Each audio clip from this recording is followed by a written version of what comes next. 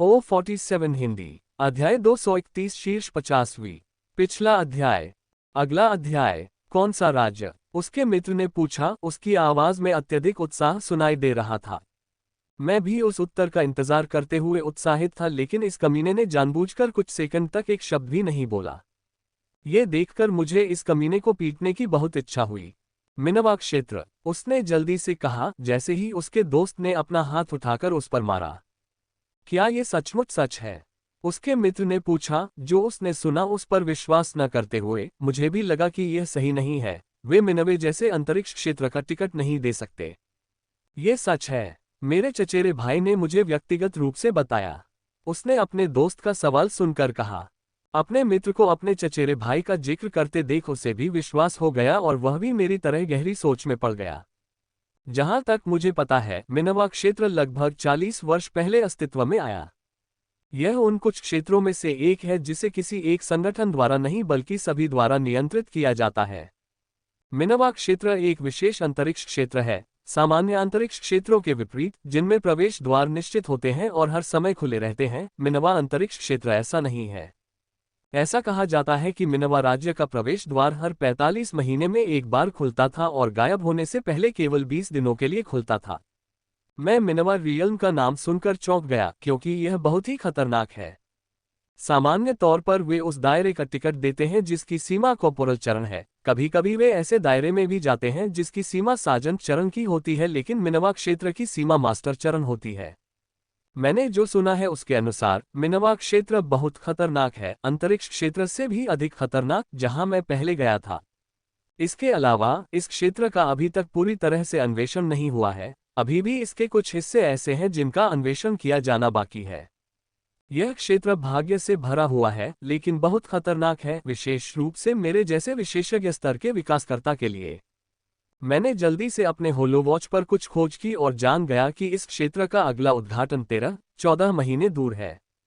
यदि मैं शीर्ष 50 में आ गई और मिनवा रियल्म का टिकट जीत गई तो मेरे पास तैयारी के लिए 1 वर्ष से अधिक का समय होगा। उस समय में मैं कॉर्पोरल चरण को ऊपर ले जाने के लिए एशलिन स्ट्रेन की सीमा को तोड़ने की कोशिश करूंगा। केवल उसी क्षेत्र में मुझे जीवित रहने और भाग्य हासिल करने का मौका मिलेगा। 1 वर्ष से अधिक समय संभवतः वह कारण है जिसके कारण वे इस क्षेत्र का टिकट दे रहे हैं। विशेषज्ञ चरण के लगभग सभी लोगों के लिए कॉर्पोरल चरण तक पहुंचने के लिए यह पर्याप्त समय है, इसलिए उन्हें जो खतरा होगा वह विशेषज्ञ चरण में सामना करने वाले खतरे से थोड़ा कम होगा। हालांकि उनके लिए मिनवा क्षेत्र में प्रवेश करना अभी भी खतरनाक होगा।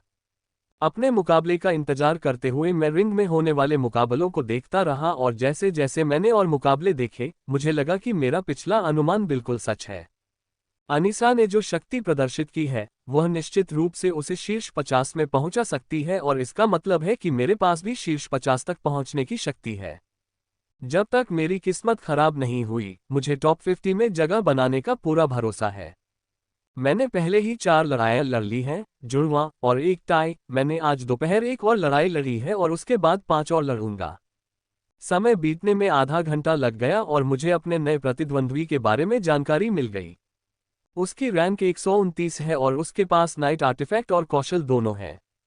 ये लिखा है कि उसका नाइट ग्रेड कौशल आक्रमणकारी प्रकार का है और उसके पास जो नाइट ग्रेड कलाकृति है वह कवच है। मैं ये लड़ाई कुछ ही मिनटों में समाप्त कर लूंगा क्योंकि मैं अपना सर्वस्व देने की योजना बना रहा हूं। मुकाबला मेरी अपेक्षा से कहीं अधिक तेजी से खत्म हो गया। मैंने सोचा था कि इसमें मुझे कुछ मिनट लगेंगे, लेकिन मुकाबला कुछ ही सेकंड में खत्म हो गया। मैंने रिंग में जाने से पहले योजना बनाई थी कि मैं अपना सर्वश्रेष्ठ दूंगी और लड़ाई को जल्द से जल्द खत्म करने की कोशिश करूंगी, क्योंकि मेरी सभी चालें और कौशल पहले से ही पिछली लड़ाई में सामने आ चुके थे। इसलिए अगर मैं अपनी पूरी शक्ति दिखाती हूं तो इससे मेरी भविष्य की लड़ाई पर ज्यादा असर नहीं पड़ेगा। इसलिए जैसे ही मैं रिंग में गया, बिना इंतजार किए मैंने अपनी गति प्रकार और सुदृढ़ीकरण प्रकार के कौशल को सक्रिय करते हुए जेट और अपनी तलवार को सीमा तक हल्का कर दिया। मेरी गति इतनी अच्छी थी कि वह प्रतिक्रिया करने में सक्षम थी। मैंने अपनी ज्वलंत तलवार उसके सिर पर घुमाई, जो इतनी तेज थी कि वह उसका प्रतिरोध नहीं कर सकी। तलवार सीधे उसके सिर पर लगी, जिससे वह बेहोश होकर रिंग से बाहर चली गई। उसे हराकर मैंने अपनी दोपहर की सभी 5 लड़ाइयां पूरी कर ली और आगे और लड़ाइयां लड़ने से पहले 1 घंटे से अधिक आराम कर लिया। इस बार मैंने देखा कि मेरे पास आराम करने के लिए पर्याप्त समय है, इसलिए मैं प्रतिभागी लाउंज में वापस गया और एक महंगा पे ऑर्डर किया। ये वास्तव में अच्छा है। मैंने प्रशंसा की और 2 और आदेश दिए क्योंकि ऐशलिन मेरे बाहर आए और मान की कि वह भी एक चाहती है। 2 पेय पीने के बाद मुझे काफी अच्छा महसूस हुआ। मानसिक रूप से जो थकान मैं महसूस कर रहा था वह एक पल में दूर हो गई। इसमें कोई आश्चर्य नहीं कि एक और ऑर्डर करने में 10,000 क्रेडिट खर्च हुए, लेकिन मैं देख सकता हूं कि कोई केवल 3 ड्रिंक ऑर्डर कर सकता है और मेरे 3 ड्रिंक का कोटा खत्म हो गया। कुर्सी पर आराम से बैठकर मैं लड़ाई देखता हूं, वह लिली लड़ रही है। उसकी संभावनाएं अच्छी नहीं लग रही थीं। जिस प्रतिद्वंद्वी से वह लड़ रही है वह 44वीं रैंक की है और हथौड़ा और ढाल का उपयोग करने में काफी कुशल है, जिसने उसकी चाबुक कौशल का पूरी तरह से मुकाबला किया है। सामान्यतः जल चाबुक कौशल के विरुद्ध बचाव करना काफी कठिन था, क्योंकि इसमें हेरफेर करना आसान है और यदि कोई व्यक्ति मैना पोषण पीता रहे तो वह कौशल सूचकांक का अनिश्चित काल तक उपयोग कर सकता है। उसका कौशल लगभग पूर्ण आक्रमण कौशल है, लेकिन फिर भी इसका प्रतिकार किया जा सकता है। जब तक प्रतिद्वंद्वी काफी फुर्तीला है तब तक उसकी कुशलता का मुकाबला किया जा सकता है और यही उसका प्रतिद्वंद्वी कर रहा है।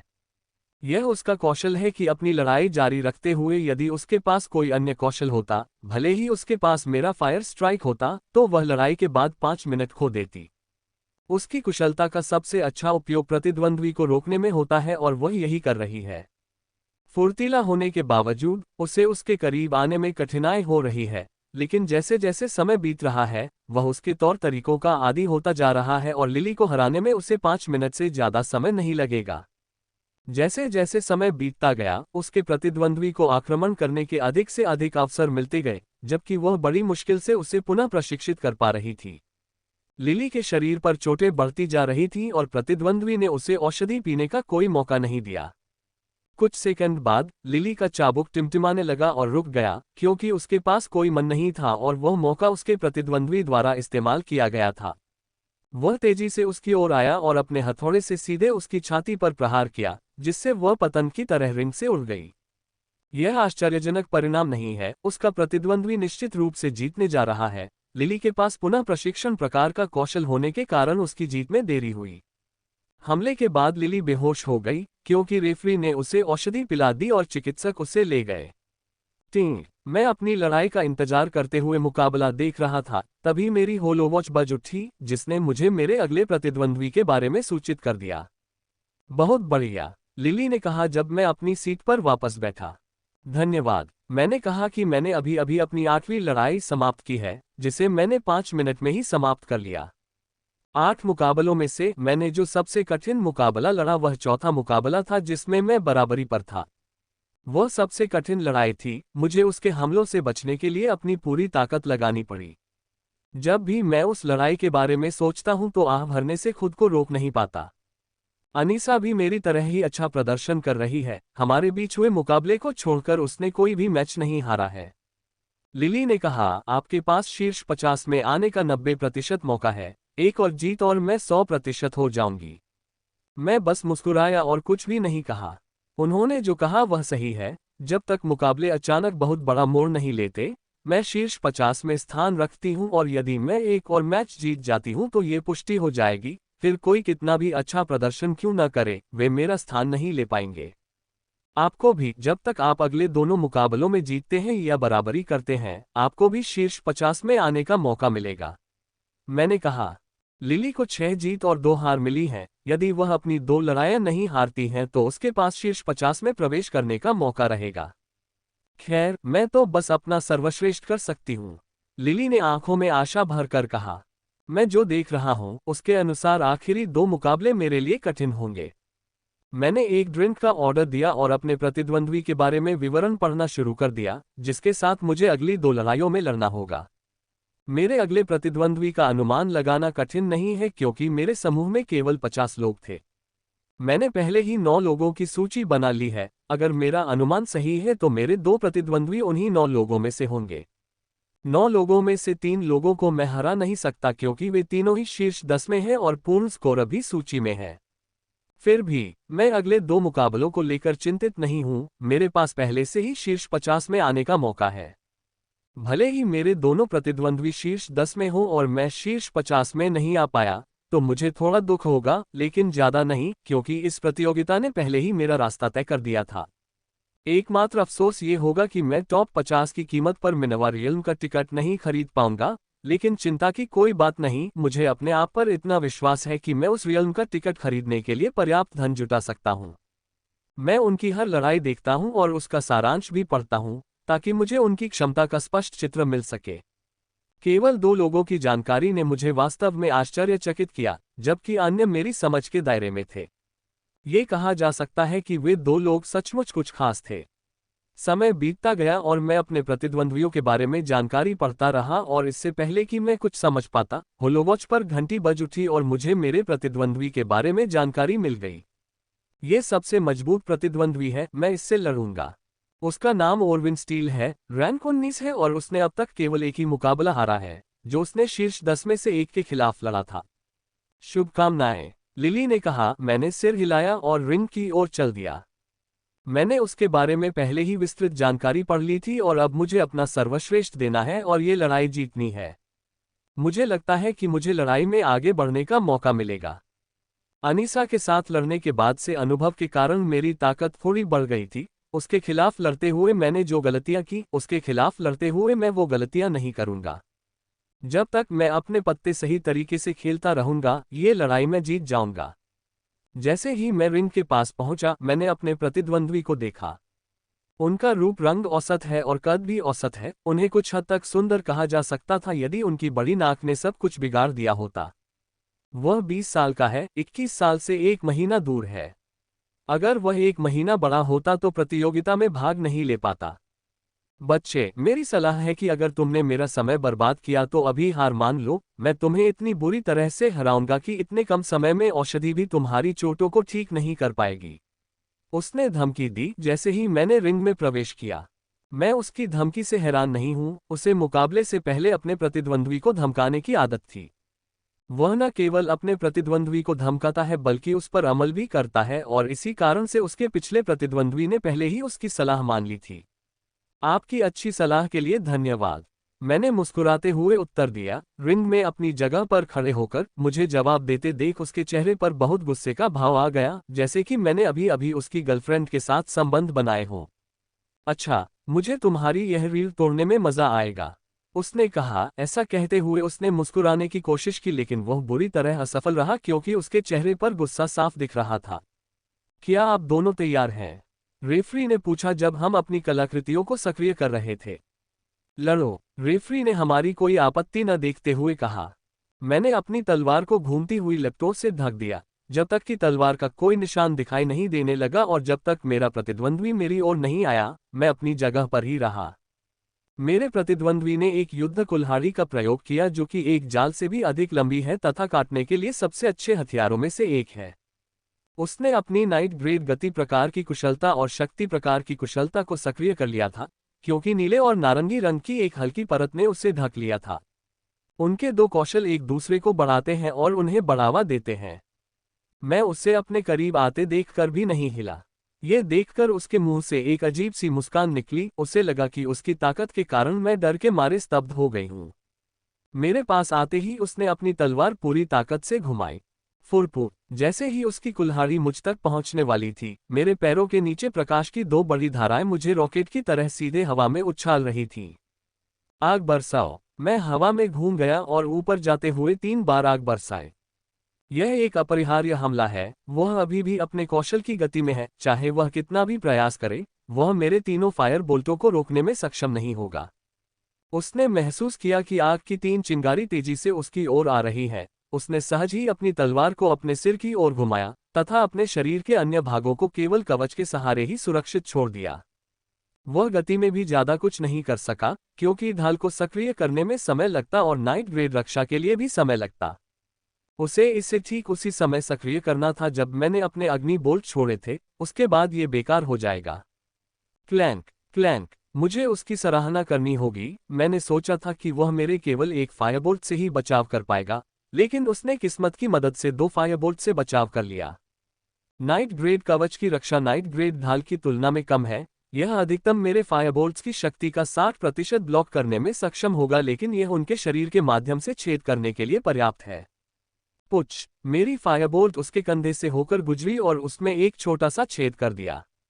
यदि कोई अपने कंधे के छेद पर नजर रख सके तो वह निश्चित रूप से दूसरा छोर देख सकता है।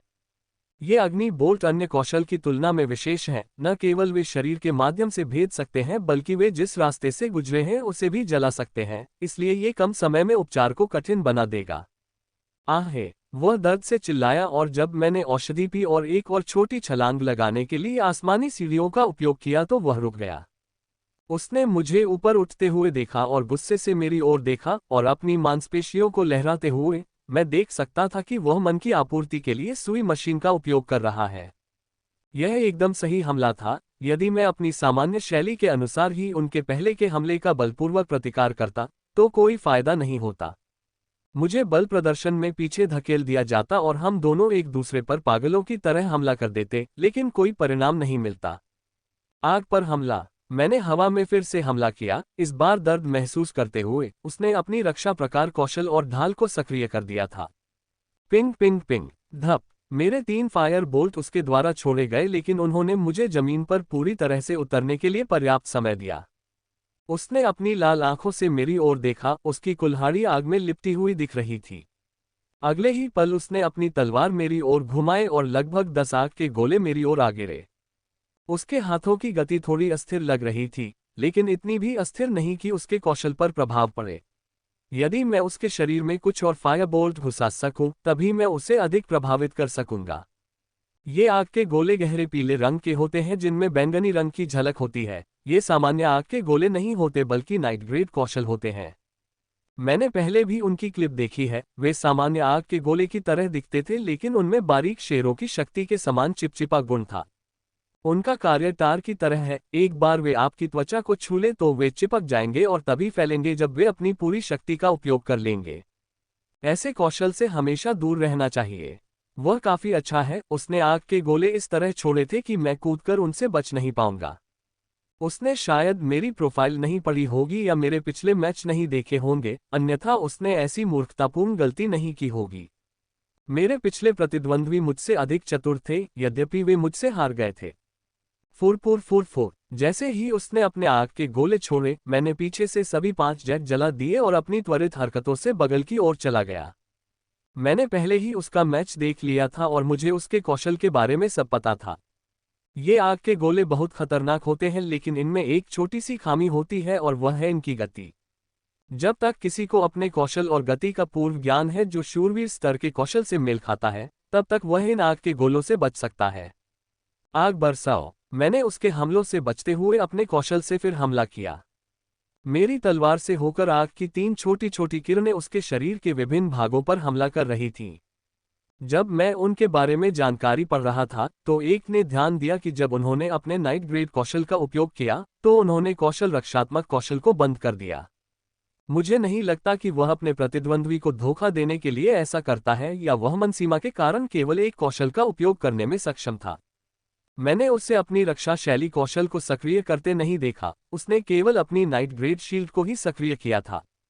मैं ये देखकर बहुत खुश हुआ कि बिना किसी रक्षात्मक कौशल के वह मेरे केवल 2 फायरबोल्टों को ही विफल कर पाएगा, जबकि एक निश्चित रूप से उसे लगेगा। 3 अग्नि बोल्ट उसके सिर, पेट और पैर की ओर जा रहे हैं और वह अपने रक्षा कौशल को सक्रिय किए बिना केवल 2 से ही बचाव कर सकता है। वह ये भी जानता था कि क्यों उसकी अभिव्यक्ति अधिक कुरूप थी और वह दुविधाग्रस्त लग रहा था। मैंने अचानक उसके चेहरे के हाव भाव बदलते देखे। उसने अपने दांत पीस लिए और उसकी ढाल का आकार बढ़ने लगा। इससे पहले कि मेरी अग्नि बोल्टें उसके पास पहुंचतीं, ढाल उसके शरीर के आकार तक फैल गई। अब वह मेरे द्वारा उस पर किए गए किसी भी हमले से सुरक्षित है। मूर्ख! वास्तव में वह एक मूर्ख है। ढाल का पूर्ण विस्तार केवल राक्षसों या मूर्ख मानव के खिलाफ ही प्रयोग किया जाता है। थिन इरविन ने अपने छठे प्रतिद्वंद्वी के हमले के खिलाफ अपनी ढाल का अधिकतम उपयोग किया, जिसमें उन्होंने जीत हासिल की।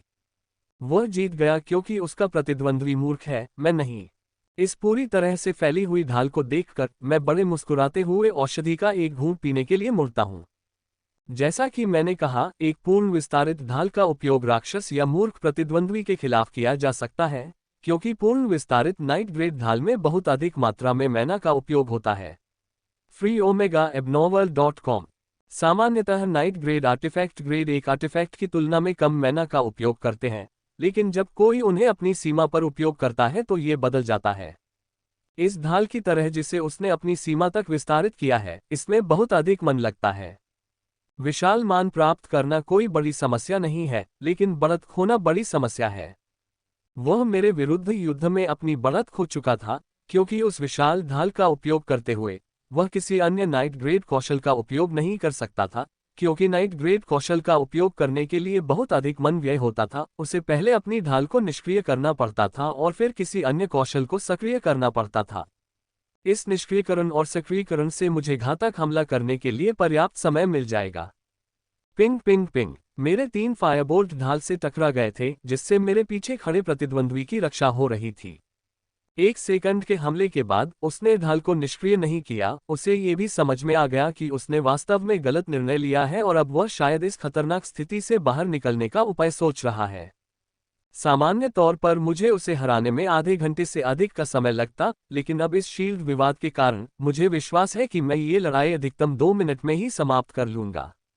यदि उसके पास जीवन औषधि या इसी प्रकार की औषधि नहीं है, जिसे पचाने में न्यूनतम या कोई समय नहीं लगता है, तो उसकी मैना औषधि उस ढाल को अधिकतम 30 सेकंड तक सक्रिय रखने में सक्षम होगी, क्योंकि सामान्य औषधियों को पचाने में न्यूनतम 30 सेकंड लगते हैं और वह मैना के व्यय का समर्थन करने में सक्षम नहीं होगी।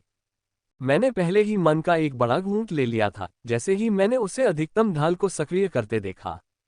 अब मेरे शरीर के अंदर इतना मान है कि मैं अपनी नाइट ग्रेड शील्ड के कम से कम 3 हमलों का समर्थन कर सकता हूं। जैसे जैसे सेकंड बीतता गया, मुझे महसूस हुआ कि दर्शकों की निगाहें मेरी पीठ पर टिकी हैं। वे भी मेरी तरह ही ढाल गिरने की उम्मीद कर रहे हैं। 5 सेकंड बीत गए लेकिन उसने ढाल नीचे नहीं लाई। मैं सुन सकता था कि दर्शकों में से कई लोग मुझ पर दूसरी दिशा से हमला करने के लिए चिल्ला रहे थे, लेकिन मैंने अंदर ही अंदर सिर हिलाकर नहीं कहा। ऐसा करना बेकार होगा क्योंकि वह मेरे हमले का मुकाबला करने के लिए आसानी से अपनी दिशा बदलने में सक्षम है। सबसे अच्छा उपाय यह है कि ढाल के नीचे जाने की प्रतीक्षा की जाए। 7 सेकंड और बीत गए और मैंने सोचा कि वह ढाल नीचे लाने में कुछ और सेकंड लेगा, लेकिन उसने ढाल नीचे ला दी। Fire strike, fire strike. ये देखकर कि बच्चा नीचे आ रहा है, बिना इंतजार किए मैंने 2 फायर स्ट्राइक से हमला किया, एक ही स्थान पर 6 बोल्ट छोड़े। मैंने उसी दिशा में 6 मन बोल्ट लॉन्च किए क्योंकि उसके मुखौटे की रक्षा कवच की तुलना में अधिक मजबूत है। ये 6 बोल्ट हेलमेट को टुकड़े टुकड़े तो नहीं कर पाएंगे, लेकिन इससे उसे इतना तेज झटका लगेगा कि वह 1 सेकंड के लिए भ्रमित हो जाएगा, यहां तक कि उसके मौके पर ही बेहोश होने की 50% संभावना है। मेरी ओर आग बरसाते 6 लोगों को आते देख उसकी आंखें फटी की फटी रह गईं, लेकिन वह कुछ कर पाने में असमर्थ था। मैं देख सकता हूं कि उसका रक्षा कौशल सक्रिय हो रहा है, लेकिन मेरे फायरबोल्ट उसके मस्तूल से टकराएंगे इससे पहले कि रक्षात्मक कौशल का कोई उपयोग हो। फुर फुर फुर। मैंने अपनी पीठ के पीछे सभी जेटों को हल्का कर दिया और अपनी तलवार को आग से भर दिया और बोल्टों के पीछे चला गया। Ping ping ping ping. आग की 6 गोलियां एक के बाद एक उसके हेलमेट से टकराईं, जिससे उसे बचाव का कोई मौका नहीं मिला। रक्षात्मक कौशल जो उसके शरीर को पूरी तरह से ढकने वाला था, लुप्त होने से पहले ही रुक गया। मैं शीघ्र ही उससे पहले वहां पहुंच गया, जब वह अभी अभी लगे झटके से जाग रहा था और पहली चीज जो उसने देखी वह थी एक बड़ी जलती हुई तलवार जो उसके सिर से टकराने वाली थी। ये देखकर उसकी आंखें चौड़ी हो गईं, लेकिन वह इसे रोकने के लिए कुछ नहीं कर सका क्योंकि मेरी तलवार उसके सिर पर लगी और बम की आवाज हुई। बम बम। मेरी जलती हुई तलवार उसके शरीर पर जोर से लगी। दूर भागने के बजाय मेरा प्रतिद्वंद्वी अपने शरीर को कुशलता से नियंत्रित करता है और सारी शक्ति अपने पैरों में स्थानांतरित कर देता है। वह वार को रोकने के लिए कई कदम आगे बढ़ा और अंततः रिंग के किनारे पर खड़ा हो गया। मैं उसे इस लड़ाई को फिर से शुरू करने का कोई मौका नहीं देने वाला था, इसलिए मैंने तेजी से उसका पीछा किया और अपनी पूरी ताकत से उसकी छाती पर लात मारी। धम्म। उसने आखिरी क्षण में अपनी कुल्हाड़ी आगे बढ़ाई, लेकिन कोई फायदा नहीं हुआ। ये किक उसे घायल करने के लिए नहीं बल्कि उसे रिंग से बाहर धकेलने के लिए है, क्योंकि वह पहले से ही रिंग के किनारे पर है। धप। वह अपने आप को स्थिर करना चाहता था, लेकिन मेरी किक का बल उसे रिंग से बाहर फेंकने के लिए काफी मजबूत था। विजेता माइकल जार, रेफरी ने कहा और दर्शकों में तालियां गूंज उठीं। ये मुकाबला भले ही छोटा रहा हो, लेकिन ये सचमुच संतुष्टिदायक था, खासकर मेरे चौथे मुकाबले के बाद। ये मुकाबला आसान लग सकता है, लेकिन यह वास्तव में कठिन था। अनीसा के साथ मुकाबले के बाद मैंने उस गलती के बारे में बहुत सोचा जो मैंने उससे लड़ते समय की थी। अगले 4 मुकाबलों में मुझे अपनी नई रणनीति को सुधारने का मौका मिला। प्रतियोगिता में लड़ने के लिए मैंने जो रणनीति बनाई थी, वह अनजाने में राक्षसों के साथ मेरी लड़ाई पर आधारित थी, क्योंकि मुझे लोगों से लड़ने का कोई मौका नहीं मिला था। पहले 3 मुकाबलों में मैं अपनी रणनीति में खामी को नहीं जान पाया क्योंकि प्रतिद्वंद्वी बहुत कमजोर थे, लेकिन अनीसा के साथ मुकाबले के बाद मैं जल्दी ही अपनी गलतियों को जान गया और भविष्य के मुकाबलों में उन्हें सुधारने में सक्षम हो गया। इस वजह से मुझे पहले लड़ी गई लड़ाई आसान लग रही थी क्योंकि मैं अपनी पूरी ताकत का इस्तेमाल करने में सक्षम हूं। इस मुकाबले के समाप्त होने के साथ ही शीर्ष 50 में मेरी स्थिति पक्की हो गई है। भले ही मैं मुकाबला जीतूं या हारूं, इससे शीर्ष 50 में मेरी स्थिति पर कोई असर नहीं पड़ने वाला है। मैं अपनी सीट पर वापस आ गया और लड़ाई देखने लगा क्योंकि यह वह समय था जब उनकी लड़ाई चल रही थी। हर कोई इस स्थान के लिए संघर्ष कर रहा है और जिनके पास थोड़ी सी भी संभावना है, वे अपना सर्वश्रेष्ठ दे रहे हैं। यह आपके प्रतिद्वंद्वी की क्षमता की सीमा को देखने का सबसे अच्छा समय है। केवल इस तरह के उच्च दबाव वाले मुकाबले में ही कोई अपने सभी तुरुप के पत्ते निकाल सकता है। हर रिंग में लोग पागलों की तरह लड़ रहे थे और मुझे एक ही लड़ाई पर ध्यान केंद्रित करने में कठिनाई हो रही थी क्योंकि सभी दिलचस्प थी। फिर भी मैं उन लोगों की लड़ाइयाँ देखता हूँ जो मेरी आखिरी लड़ाई में मेरे प्रतिद्वंद्वी हो सकते हैं। जैसे जैसे मैं लड़ाई देखता रहा, मैं लड़ाई की कुछ गतिविधियों को देखकर काफी आश्चर्यचकित हो गया। यदि यह सामान्य रूप से किया जाता तो कुछ विशेष नहीं होता, लेकिन यदि आप इसमें थोड़ा सा परिवर्तन करते हैं और व्यक्तिगत स्वाद जोड़ते हैं, तो आपको अपनी अपेक्षाओं से अधिक परिणाम प्राप्त होंगे। यद्यपि ऐसा बहुत कम बार हुआ, फिर भी ऐसा हुआ और इससे मुझे बहुमूल्य अंतर्दृष्टि मिली जो मेरी लड़ाइयों में मेरी मदद कर सकती है। लिली काफी अच्छा प्रदर्शन कर रही हैं। अगर वह ये मुकाबला जीत जाती हैं तो उनके पास शीर्ष 50 में प्रवेश करने का मौका होगा। अनौपचारिक सूची पहले ही प्रकाशित हो चुकी है। इस सूची में उन लोगों के नाम शामिल हैं जो पहले ही शीर्ष 50 में जगह बना चुके हैं। मेरा नाम उस सूची में है। मेरे 9वें प्रतिद्वंद्वी और चौथे प्रतिद्वंद्वी का भी नाम है, दोनों का नाम सूची में है। जब मैंने सूची में नाम पढ़े तो एक नाम ने मेरा ध्यान खींचा और मुझे बहुत आश्चर्य हुआ। यह मेरा छठा प्रतिद्वंद्वी है, उसकी रैंक 56वीं है और जब मैंने उससे मुकाबला किया था तो वह औसत लगा था। उसके साथ मेरी लड़ाई सिर्फ 4 मिनट में खत्म हो गई। अगर वह अपनी तेज गति, क्षमता और कौशल के कारण बहुत ज्यादा सोया हुआ न होता तो यह और भी पहले खत्म हो जाती। इससे पहले उसने जो भी मुकाबले लड़े वे सभी उसने अपने असाधारण अच्छे भाग्य के कारण जीते। जिन लोगों से उसने लड़ाई की उनमें से अधिकांश कमजोर थे और मजबूत लोगों के खिलाफ वह उनकी मूर्खतापूर्ण गलतियों के कारण जीत गया और उसने जल्दी से उनका फायदा उठाया। वह पहले ही अपने सभी 10 मैच लड़ चुका था और वह केवल एक मुकाबला हारा था जो मेरे खिलाफ था। जब कोई उसकी लड़ाई को देखता है तो वह उसकी किस्मत की तारीफ करने से खुद को नहीं रोक पाता। वह एक भाग्यशाली व्यक्ति है। समय बीतता गया, लिली ने अपनी लड़ाई जीत ली और दूसरी लड़ाई के लिए आगे बढ़ी जिसे वह हारती हुई दिख रही थी। मैं अभी सोच ही रहा था कि कब मेरी लड़ाई का समय आएगा, तभी मेरी होलोवॉच की आवाज गूंजी जो मुझे बता रही थी कि मेरी आखिरी लड़ाई का समय आ गया है। जब मैंने अपने प्रतिद्वंद्वी की ओर देखा तो मैं बहुत हैरान हो गया। यदि लिली इस समय मेरे पास होती तो वह निश्चित रूप से मुझे खेल छोड़ने के लिए कहती, क्योंकि वह जानती थी कि मेरा प्रतिद्वंद्वी कौन है। मेरा प्रतिद्वंद्वी मेरे ग्रुप में सबसे मजबूत में से एक है। उनका रैंक 5वां है जो परफेक्ट स्कोर से केवल 2 अंक दूर है और टॉप 7 संगठनों से अलग भी है।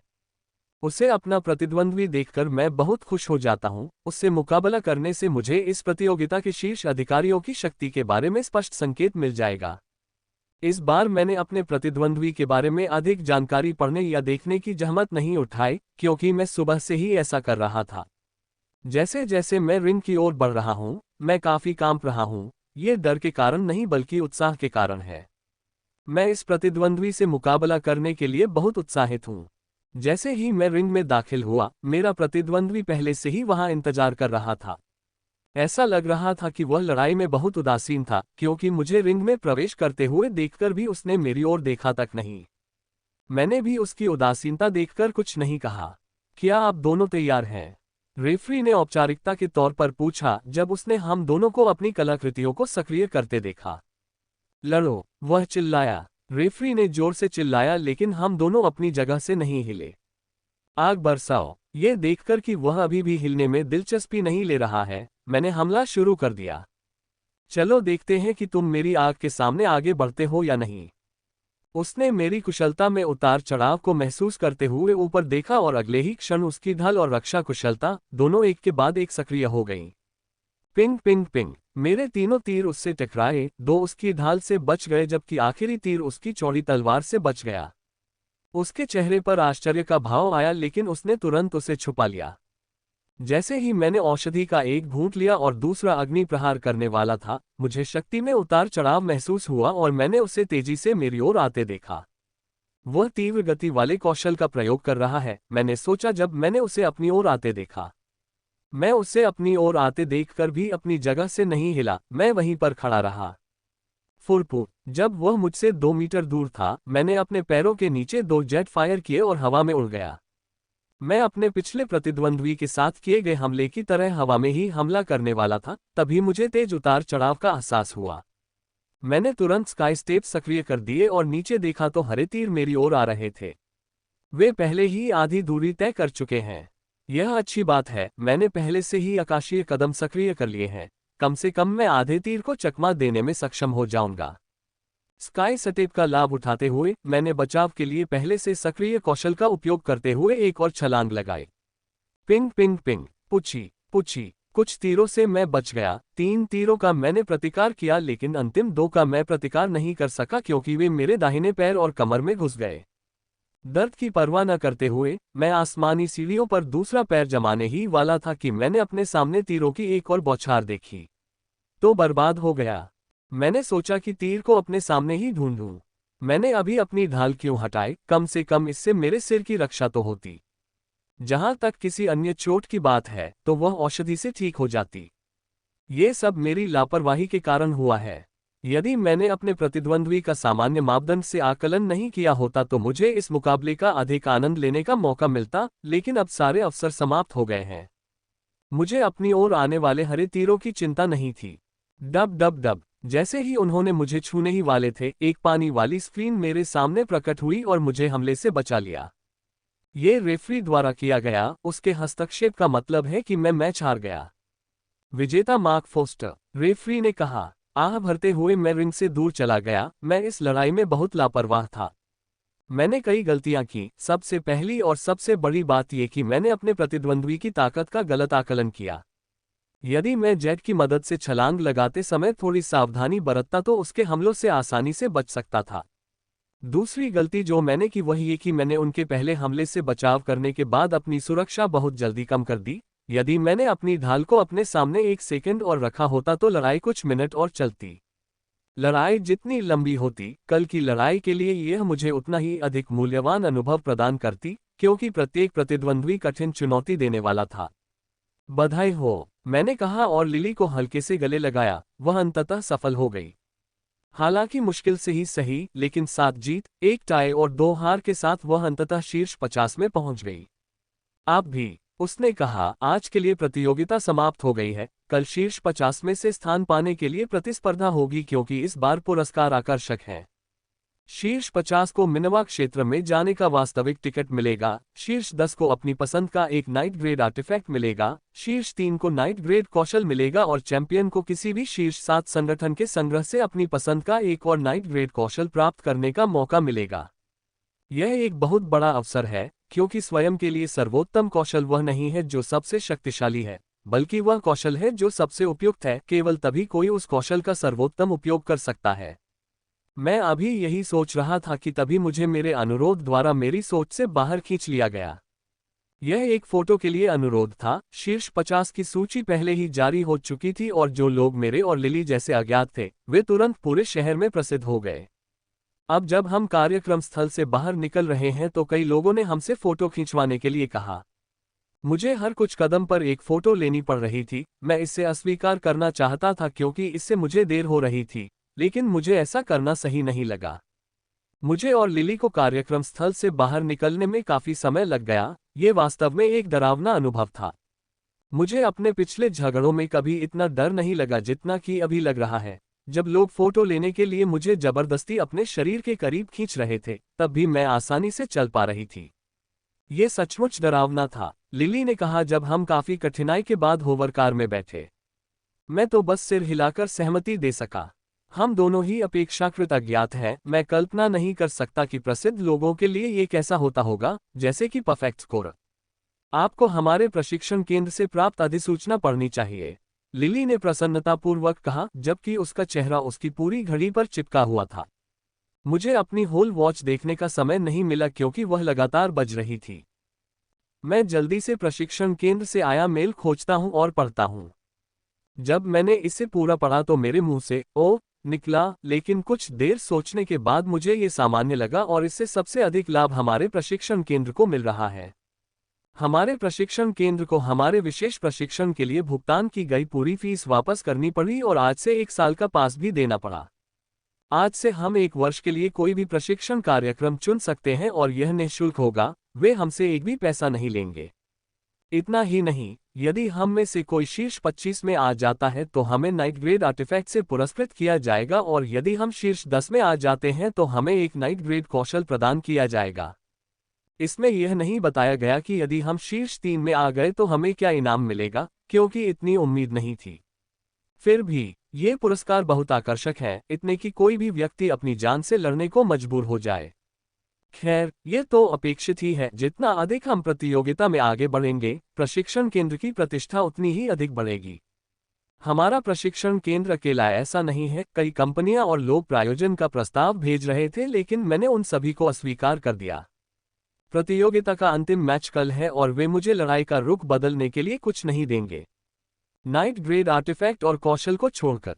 नाइट ग्रेड कौशल एक दिन में नहीं सीखा जा सकता है और जहां तक नाइट ग्रेड आर्टिफैक्ट की बात है, वे मेरे लिए बहुत उपयोगी हैं, लेकिन मुझे कई अनुबंधों पर हस्ताक्षर करने होंगे। इसमें समय लगेगा और मेरे पास ज्यादा समय नहीं था क्योंकि मुझे अभी भी अभ्यास करना है और मेरे लिए यह नाइट ग्रेड कलाकृतियों के अनुबंध पर अपना कीमती समय बर्बाद करने से ज्यादा महत्वपूर्ण है। वे सचमुच उदार हैं, लिली ने मेल पढ़ते हुए कहा।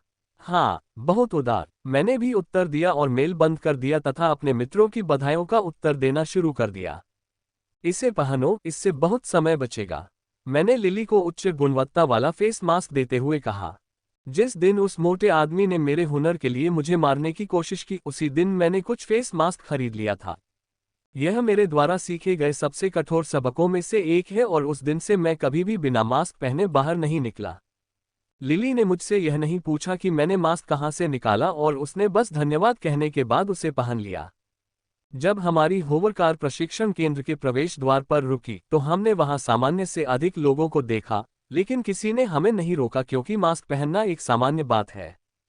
हॉन्फना। जैसे ही हम अपने प्रशिक्षण केंद्र की लॉबी में प्रवेश करते हैं, मुझे लिली से जोर से लड़कियों की आवाज सुनाई देती है। न केवल वह, बल्कि मैं भी ये देखकर आश्चर्य व्यक्त किए बिना नहीं रह सका। मेरी जगह कोई भी होता तो ये देखकर ऐसी ही आवाज निकालता। हमारे प्रशिक्षण केंद्र की 80% लॉबी लिली और मेरे प्रक्षेपण से भरी हुई है। वे दसियों हैं, हम खड़े हैं, हम लड़ रहे हैं। हमारी सबसे यादगार चालें लड़ाइयों में से एक है, जैसे कि मैंने हवा में रहते हुए फायर स्ट्राइक किया था। ऐसे कई आंदोलन हैं, मैं अपने ऐसे प्रक्षेपण को देखकर अपने अहंकार को बढ़ने से नहीं रोक पाता। उन्होंने इसमें कई विशेष प्रभाव भी जोड़े हैं, जिससे ये पहले से भी अधिक भव्य दिखाई देता है। हम अपने छात्रावास की ओर चलने से पहले कुछ मिनट तक प्रक्षेपण को देखते रहे। जब मैं अपने छात्रावास के गलियारे में पहुंचा तो मैंने अपने अपार्टमेंट के दरवाजे पर एक महिला को देखा और मैं इसके पीछे का कारण जानने से खुद को रोक नहीं सका। O48 हिंदी अध्याय 236 उदार 2। वह लगभग 25 वर्ष की लग रही थी, लंबी और सुंदर चेहरे वाली। उसकी सबसे बड़ी पहचान उसकी अंबर रंग की आंखें थीं और उसके चेहरे पर जो आभा थी वह निश्चित रूप से लेफ्टिनेंट स्तर की थी।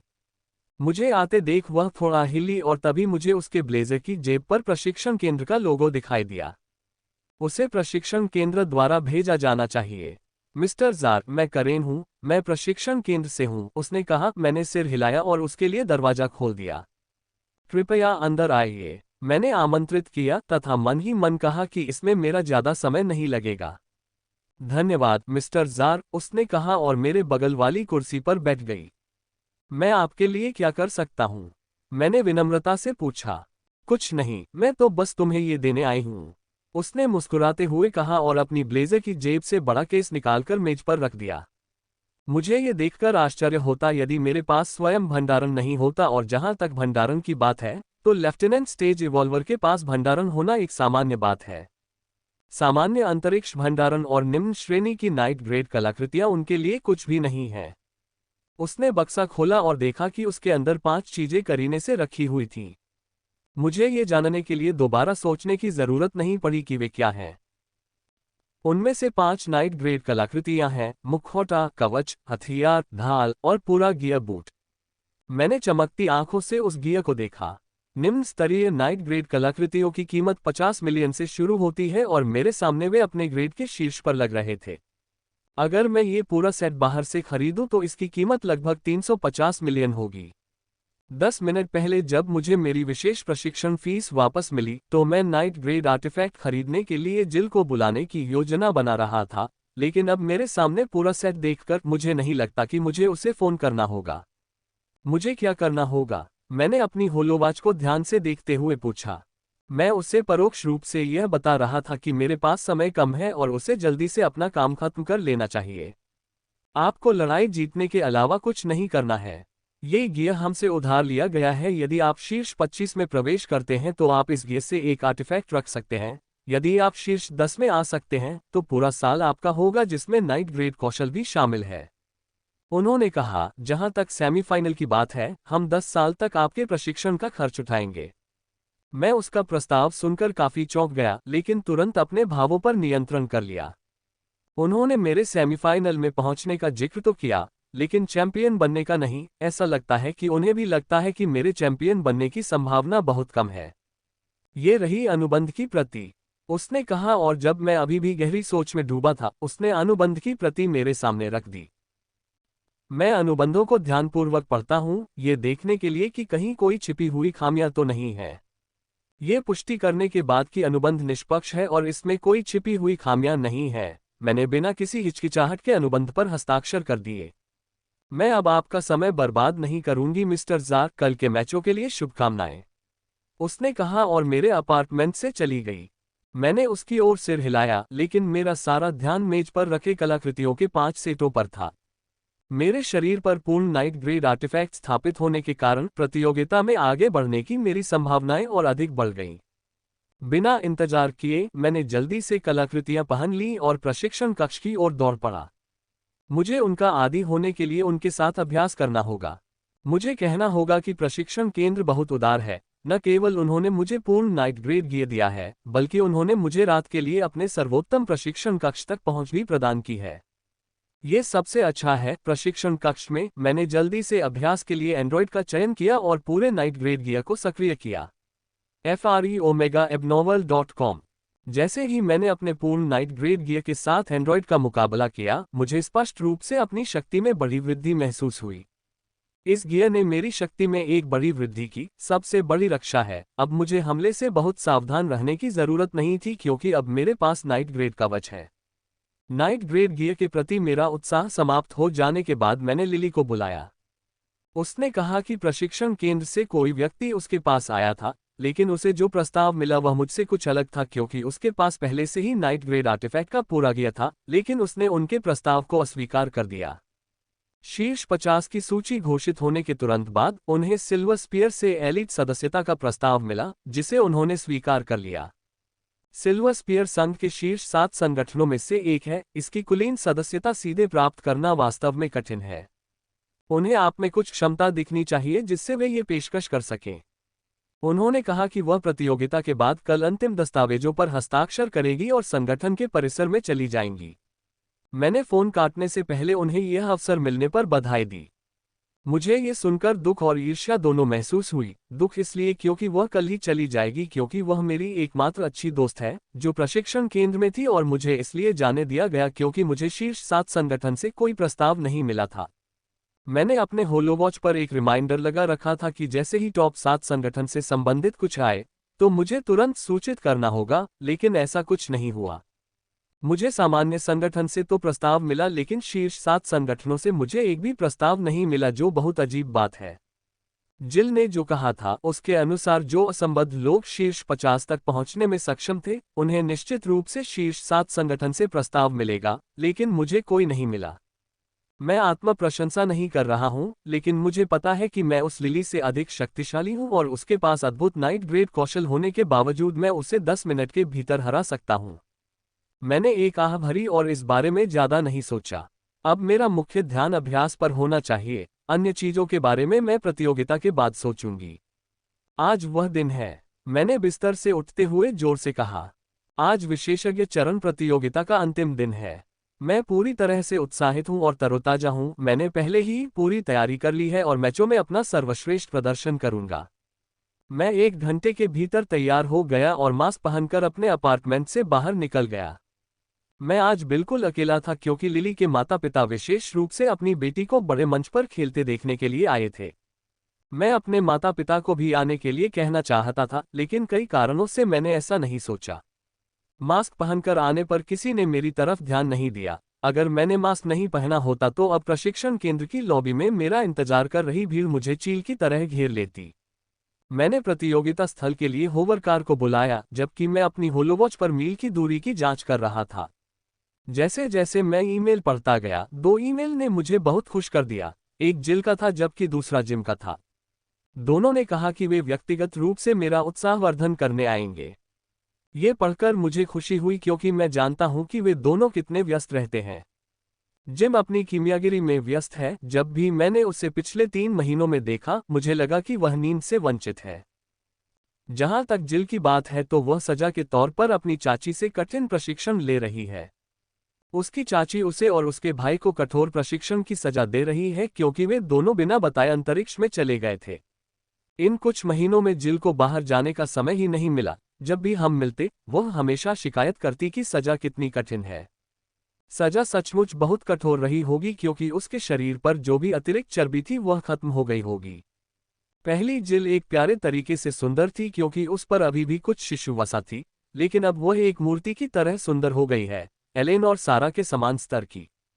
वह भले ही थोड़ी सुंदर हो गई हो, लेकिन उसने अपना स्वभाव नहीं खोया है। वह अब भी पहले की तरह जीवंत और जीवन से भरपूर है। जल्द ही मेरी होवर कार कार्यक्रम स्थल पर पहुंच गई और जैसे ही मैं कार से बाहर निकला, मेरे सामने का दृश्य देखकर मैं स्तब्ध रह गया।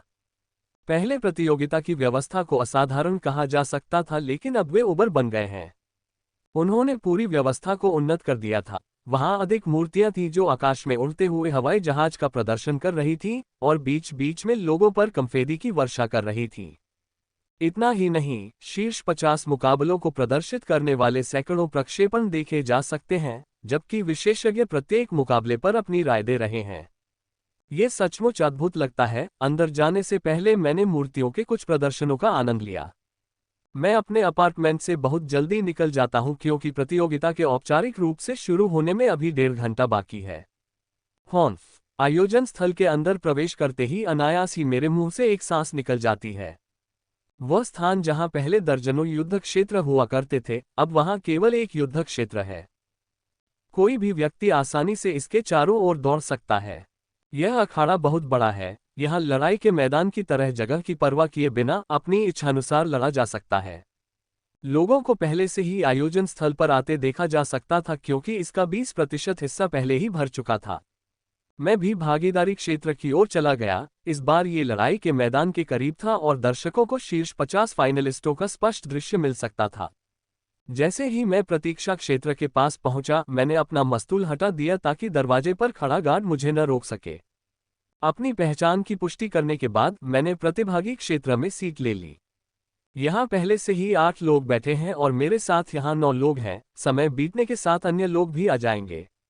आज मुझे शीर्ष 25 में आने के लिए केवल एक मुकाबला जीतना है और जो एक कलाकृति मैं पहन रहा हूँ वह मेरी होगी। जहाँ तक शीर्ष 10 में आने की बात है तो ये थोड़ा जटिल है। वे शीर्ष 25 में से सबसे अधिक स्कोर करने वाले को चुनेंगे और 25 लोग एक दूसरे से लड़ेंगे। बचे हुए 13 लोगों में से सबसे कम अंक पाने वाले 6 लोग एक दूसरे से लड़ेंगे। 3 विजेताओं में से 7 पहले ही शीर्ष 10 में शामिल हो चुके हैं।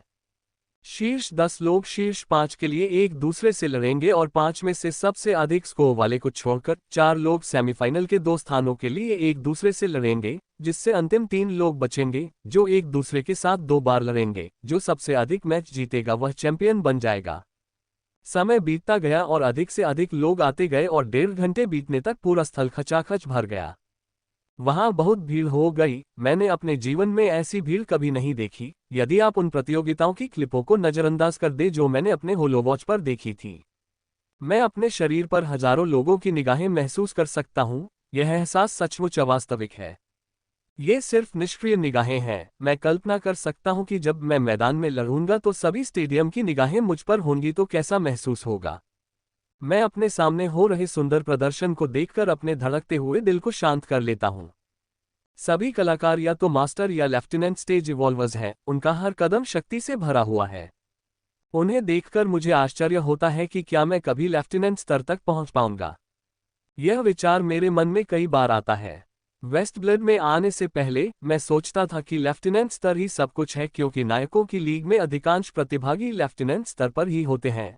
लेकिन जिल और जिम के साथ बातचीत में समय बिताने के बाद मुझे पता चला कि लेफ्टिनेंट स्तर केवल एक चरण है। जिम ने अप्रत्यक्ष रूप से ये भी कहा कि 12 चरणों के ऊपर और भी कई चरण हैं और ये 12 चरण ही एकमात्र आधार हैं।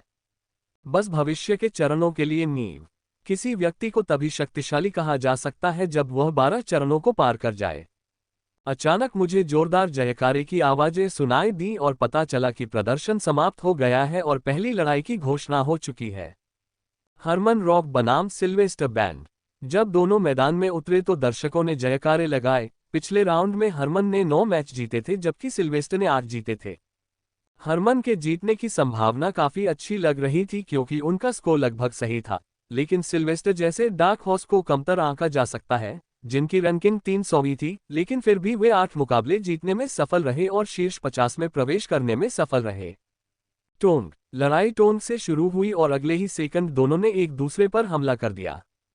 वहां हमला करते समय उनमें जरा सी भी हिचकिचाहट नहीं थी, बल्कि लड़ते समय उनकी जीतने की इच्छाशक्ति देखी जा सकती थी। नाइट ग्रेड कौशल जो बाहरी रूप से शायद ही कभी देखा जाता है, विशेष रूप से विशेषज्ञ चरण के विकासकर्ताओं के हाथों में अब प्रतियोगिता में आमतौर पर देखा गया था। औसतन शीर्ष 50 में शामिल प्रत्येक प्रतिभागी के पास कम से कम 2 नाइट ग्रेड कौशल होते हैं। केवल मैं, लिली एनान, एक और लड़का, तुम ही एकमात्र हो जिनके पास एक नाइट ग्रेड कौशल है। ये डेटा अभी भी गिर सकता है क्योंकि मुझे लगता है कि लिली अभी भी अपनी कुछ शक्ति छिपा रही है, जिसे प्रकट करना उसके लिए बहुत मुश्किल है क्योंकि उसे प्रतियोगिता में आगे बढ़ना है। शीर्ष 50 में शामिल प्रत्येक प्रतिभागी को शीर्ष 50 में स्थान प्राप्त करने के लिए अपनी क्षमता सिद्ध करनी होगी, यहां तक कि मेरा छठा प्रतिद्वंद्वी, जिसके बारे में मैं सोचता था कि वह एक के बाद एक कमजोर प्रतिद्वंद्वी से लड़कर बहुत भाग्यशाली है, वह भी कुछ हद तक मजबूत है। अखाड़ा मेरे 2 विरोधियों द्वारा प्रदर्शित विभिन्न कौशल और क्षमताओं से रंगीन हो गया है। वे पूरे दिल से लड़ रहे हैं, विशेष रूप से सिल्वेस्टर जो हरमन के हमले से बचाव के लिए अपना सब कुछ झोंक रहा है। जैसे जैसे लड़ाई कुछ मिनटों तक चलती रही, हरमन का पलड़ा भारी होता दिख रहा था। अगर सिल्वेस्टर ने जल्दी कुछ नहीं किया तो ये लड़ाई हारना ही उसके पास एकमात्र विकल्प है। लड़ाई अगले 10 मिनट तक चलती रही और हरमन का लाभ और भी अधिक स्पष्ट हो गया क्योंकि सिल्वेस्टर द्वारा इस्तेमाल किए गए तुरुप के पत्ते बेकार साबित हुए। पराजित होने से पहले युद्ध में उसके पास कुछ ही बहुमूल्य सेकंड होंगे।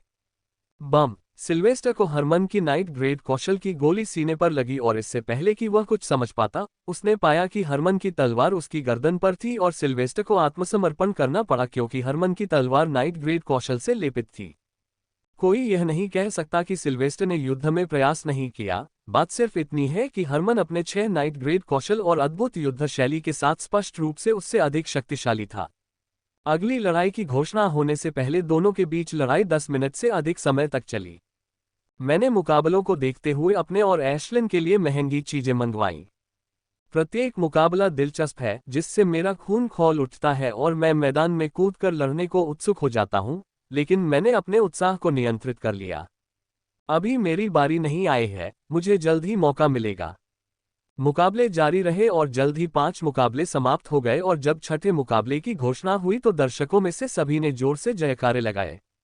ये परफेक्ट स्कोरों का मैच है। न केवल वह परफेक्ट स्कोरर हैं बल्कि वह उन 7 लोगों में से एक हैं जिन्होंने अपने सभी 10 मैच जीतकर शीर्ष 50 में जगह बनाई है।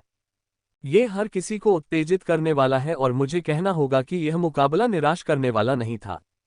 ये मुकाबला केवल 3 मिनट तक चला और पूर्ण स्कोर से जीत हासिल हुई, लेकिन इतना छोटा मुकाबला होने के बावजूद यह अद्भुत था। मैं थोड़ा उदास महसूस कर रहा था क्योंकि अभी तक 8 लड़ाइयां लड़ी जा चुकी थीं और 9वीं अभी लड़ी जा रही है, लेकिन अभी तक मेरा नाम नहीं दिखाया गया है। मुझे उम्मीद थी कि 5वीं फाइट के बाद शायद मेरी बारी आएगी, लेकिन अभी तक मेरे नाम की घोषणा नहीं हुई थी। जल्द ही 9वीं लड़ाई समाप्त हो गई और 10वीं लड़ाई के लिए प्रतिभागी के नाम की भी घोषणा कर दी गई, लेकिन मेरा नाम इन 2 रिक्त स्थानों में नहीं था। लेकिन इस बार मैं निराश नहीं हुआ क्योंकि मैंने 2 ऐसे नाम देखे जिनसे मैं अच्छी तरह परिचित था। ये लिली और मैग्नस वेल्स है। लिली की किस्मत उसके खिलाफ लड़ने के लिए वास्तव में खराब है। वह प्रतियोगिता में सबसे मजबूत प्रतिभागियों में से एक है और उन 7 लोगों में से एक है जिन्होंने प्रतियोगिता के लिए अर्हता प्राप्त करने के लिए अपने सभी 10 मैच जीते हैं। freewebnovel.com। यदि लिली को ये लड़ाई जीतनी है तो उसे चमत्कार करना होगा, अन्यथा उसकी जीत की संभावना बहुत कम है। जैसे ही उनकी लड़ाई शुरू हुई, 1 सेकंड में ही उनकी स्पष्ट कमजोरी सामने आ गई। मैग्नस के लगातार हमलों के सामने उसे सांस लेने का भी मौका नहीं मिल रहा है। जैसे ही मैग्नस ने दूसरा हमला किया तो वह स्पष्ट रूप से उसके चाबुक जैसे कौशल की रक्षा से गुजर गया। जब मैंने सोचा कि अब उसका खेल खत्म हो गया है, क्योंकि हमला सीधे उस पर आ रहा था, तब पानी की एक पतली परत ने उसके शरीर को ढक लिया था, जिससे वह मामूली चोट के साथ हमले से बच गई। वह रक्षा कौशल काफी अच्छा है। मुझे लगा कि मैगस द्वारा किया गया हमला बहुत शक्तिशाली था। ये नाइट ग्रेड मास्क पहनने के बावजूद उसे गंभीर रूप से घायल करने के लिए पर्याप्त था। तो यह उसका तुरुप का पत्ता है। ये बहुत अच्छा है। अगर वह लड़ाई को 55 मिनट तक और खींचने में सक्षम हो गई तो उसके पास इसे बराबरी पर लाने का मौका होगा। मुकाबले के बाद यदि उसकी किस्मत अच्छी रही तो उसे थोड़ा कमजोर प्रतिद्वंद्वी मिल सकता है जिसे वह हरा सकती है। ये पता चला कि मैं लिली के बारे में बहुत आशावादी था क्योंकि कुछ ही मिनटों बाद कौशल को देखकर मैग्नस ने तेजी से एक ऐसा हमला किया जो पहले कभी नहीं देखा गया था। बहुत अच्छा रक्षात्मक कौशल होने के बावजूद लिली इसका बचाव करने में सक्षम नहीं थी और 1 मिनट बाद मैग्नस ने उसे लड़ाई से बाहर कर दिया। मैं दर्शकों के साथ उत्साहवर्धन करता हूं तथा स्वयं को याद दिलाता हूं कि मुझे लड़ते समय सावधान रहना है क्योंकि कई लोग अभी भी अपना तुरुप का पत्ता छिपा रहे हैं। मैं आराम से अगली लड़ाई देखने के बारे में सोच रहा था, तभी मैंने अपना नाम और छवि अखाड़े पर देखी। अपना नाम देखने के बाद मैं कुछ सेकंड तक तो कुछ भी प्रतिक्रिया नहीं कर पाया, लेकिन ये देखते हुए कि अब लड़ने की बारी मेरी है, मैं तुरंत अपनी सीट से उठ खड़ा हुआ। मुझे खड़ा देखकर मेरी कुर्सी की बांह पर नाश्ता कर रही एशलिन बिना पूछे ही मेरे अंदर चली गई। ये देखकर मेरे चेहरे पर बड़ी मुस्कान आ गई। मुझे नहीं पता कि इन 3 दिनों में एशलिन ठीक से व्यवहार क्यों कर रही थी। उसने अपनी सारी आदतें तो नहीं बदली थी, लेकिन वह थोड़ी मिलनसार और स्वीकार करने वाली हो गई थी। शायद प्रतिस्पर्धा के कारण मुझे तनाव में देखा गया है। Seeing it as my turn to fight, I walked toward the arena, while going over all the details about the opponent I am fighting. My opponent's name is George White. He is ranked 13. He is 2 years older than me, means he had abundant experience, and to back that up, he had won 10 out of 9 matches to qualify for the top 50. He uses mace as the weapon and had shown 4 knight grade skills so far. Most of the opponent he fought have become more injured than normal. Looking at his all previous fight, I can tell he did that on purpose and he gets some sick sort of satisfaction out of it. This fight is going to be very exciting, I thought as walked up to the center of arena. मेरे प्रतिद्वंद्वी के हाथ में जो बड़ी गदा है, वह उसके लंबे और भारी शरीर के अनुरूप है और उसके बारे में अजीब बात यह है कि उसके चेहरे पर एक प्रसन्न मुस्कान लटकी रहती है। ऐसा लग रहा था जैसे वह युद्ध के लिए नहीं बल्कि पर्यटन के लिए आया था। हम दोनों अपने हथियार तैयार करके मैदान के बीच में खड़े थे और बस चिमटे की आवाज का इंतजार कर रहे थे। टोंग टोंग की तेज आवाज से युद्ध शुरू होने का संकेत मिला। आह! जॉर्ज जोर से चिल्लाया जब वह हाथ में गदा लेकर मेरी ओर आया। मुझे उसकी चीख सुनकर आश्चर्य नहीं हुआ क्योंकि वह उन लोगों में से है जो चुपचाप लड़ाई नहीं लड़ सकते। जब वह मेरी ओर आया तो मैंने उसमें 2 उतार चढ़ाव महसूस किए। उसके शरीर को ढकने वाली ऊर्जा की परत के रंग से ऐसा प्रतीत होता था कि वह अपनी शक्ति और गति जैसे कौशल को सक्रिय कर रहा था। अन्य शीर्ष प्रतिद्वंद्वियों की तुलना में उनकी गति औसत लग रही थी, लेकिन मैं इससे मूर्ख नहीं हूं। मैंने फोरम में जो पढ़ा है उसके अनुसार यह सब एक चाल है। इसमें लिखा है कि उन्होंने जो सुदृढ़ीकरण कौशल का इस्तेमाल किया है वह एक संकर प्रकार का है। यह न केवल शक्ति प्रदान करता है बल्कि यह तत्काल गति भी प्रदान करता है तथा द्वितीय गति प्रकार के कौशल को सक्रिय करने के साथ वह एक क्षण में अपनी गति को तुरंत बढ़ा सकता है। यही कारण है कि मैं तब तक अपनी जगह से नहीं हिलता जब तक वह मेरे करीब नहीं आ जाता। दूसरों के लिए यह बहुत मूर्खतापूर्ण है, लेकिन मेरे लिए यह सबसे अच्छा विकल्प है क्योंकि मैं तुरंत हरकत कर सकता हूं और अब मेरे पास नाइट ग्रेड के जूते हैं जो मुझे पहले से ज्यादा तेज बनाते हैं।